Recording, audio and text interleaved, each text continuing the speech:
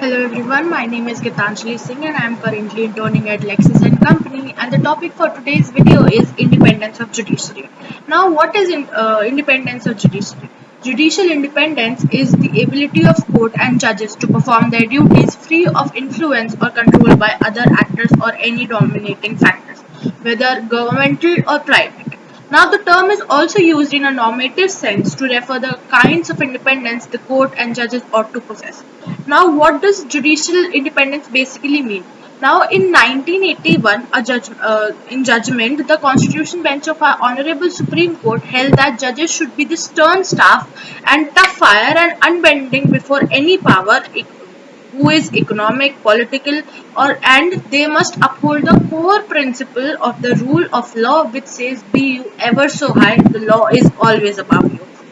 Now, this is the principle of independence of judiciary, which is vital for the establishment of real participatory democracy and the maintenance of the rule of law as a dynamic concept and delivery of social justice to the vulnerable sections of the community, which uh, it is the principle of independence of judiciary which we must keep in mind while interpreting the relevant provisions.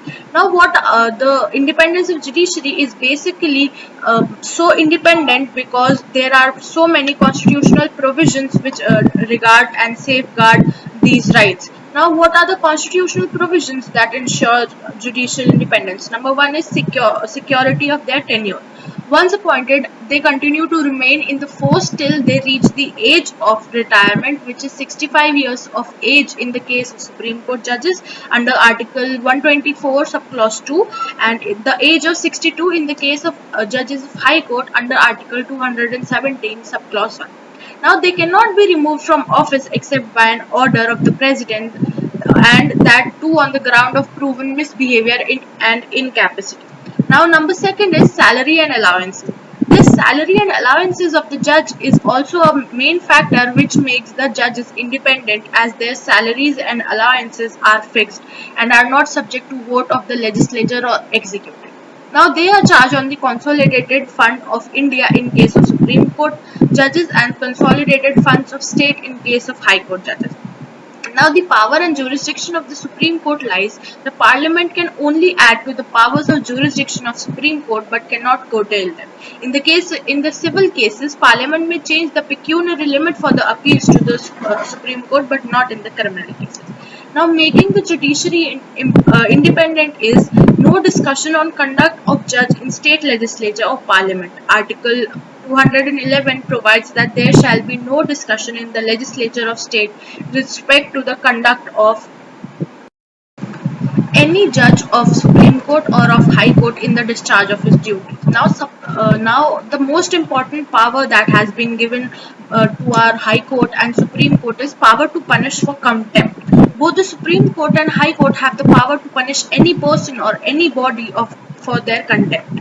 Article 129 provides that Supreme Court shall have the power to punish for contempt itself. Likewise, Article 215 lays down that every High Court shall have the power to punish for the contempt.